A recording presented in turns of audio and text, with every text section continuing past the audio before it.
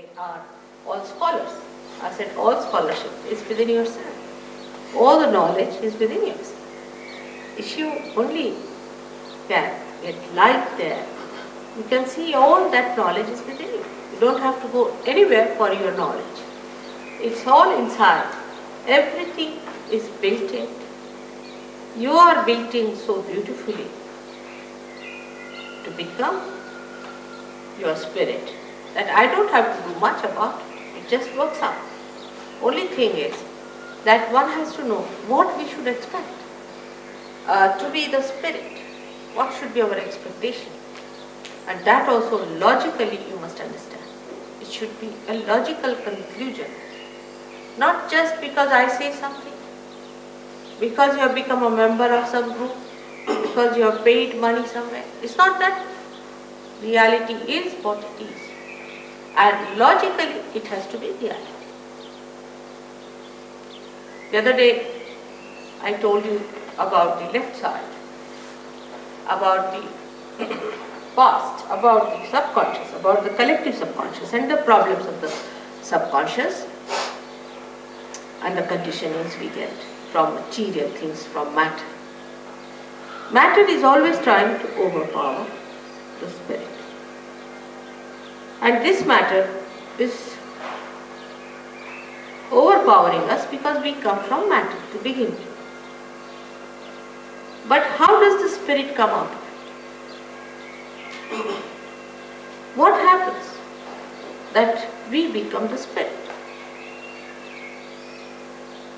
People have talked about self-realization. So many people have talked about second birth. Everyone has said that you have to be born again. There are many people who go about saying, I am twice born, self-certified. You can find all kinds of people in this world who are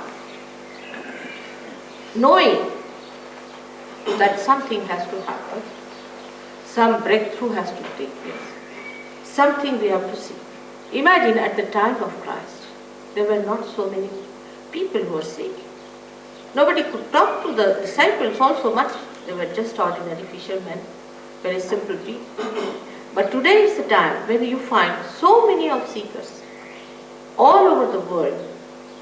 Seeking what? What are you seeking?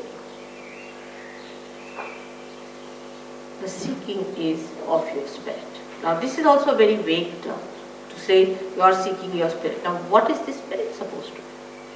And why should we seek this spirit? In our evolution, we are human beings. Our awareness is that of human beings. And this awareness of human beings is not the ultimate. If it was, we would not have been seeking. It's not the end of it. We have to reach at a point where something more has to happen. Now how do we approach the subject logically? In our evolution, what has happened to us? We were animals, from there we became human beings. What is so special about human beings compared to animals? In the awareness of man, there is a new dimension. For example, you can take a horse to a dirty lake, he doesn't feel anything, the dirt or filth or beauty, colors, nothing. Makes no difference. But if you take a human being to a dirty lake or a dirty house, immediately he understands, he doesn't like it. So what has come into us is nothing but in our awareness, a new dimension compared to animals. Or we can say in very scientific way is that in our central nervous system, we have developed a new awareness. Whatever is in our central nervous system, we are master of that. Supposing I feel this is hot, everybody will feel this is hot. If I say this is the color of this particular bird, everybody will say the same.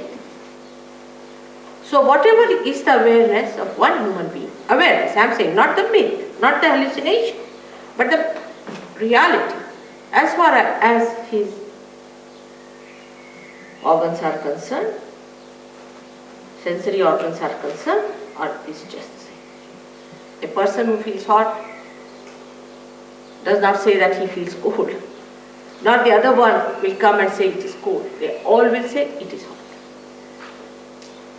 So, one thing is there, the truth is one, it cannot be two. And that whatever has to happen now in our evolution has to be in our awareness. Like a fish became a turtle. If a fish became a turtle, what happened to her? It is in the awareness of the turtle, it started feeling the Mother Earth. It lost something that fish had and it started feeling something. In the same way, in our evolution, if something has to happen, we have to be something more in awareness, more dynamic. For this, we can take help from the writings of so many people. For example, we can consider Jung as one of them who has talked about. Jung has said,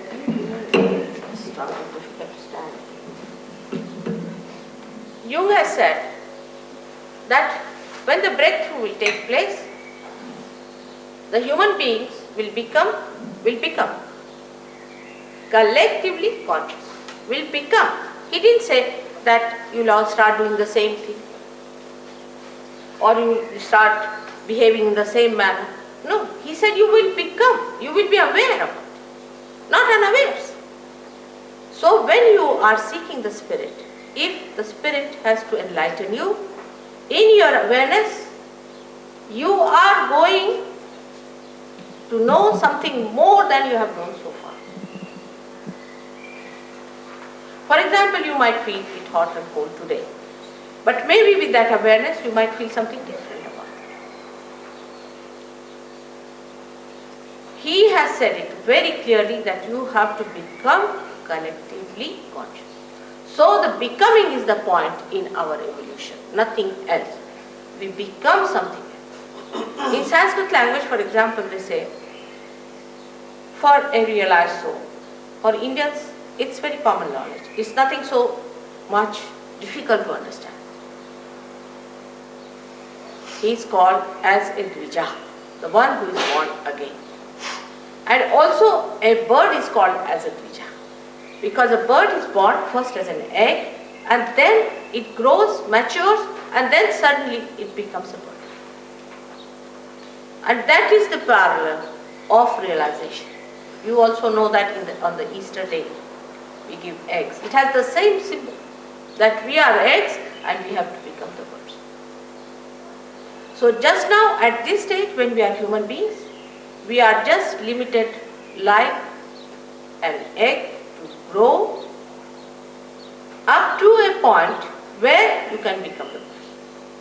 All other sort of things people talk of is not the realization.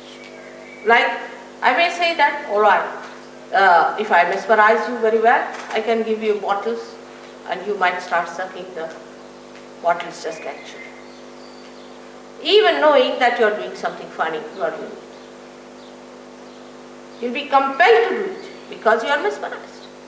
Any such activity that we fall into is not realization. Because whatever has happened to you, as human beings that you have done no activity whatsoever. We didn't cut our tails as the monkeys to become human beings. It has happened spontaneously like a flower becoming a fruit. It's a living process. One does not realize that whatever has to happen to you is a living process, it's not a dead process. What we can do is all dead. For example, we can stand on our heads, we can jump, we can run, we can do all kinds of things, but that is not the living process. The living process is when you become something, and that becoming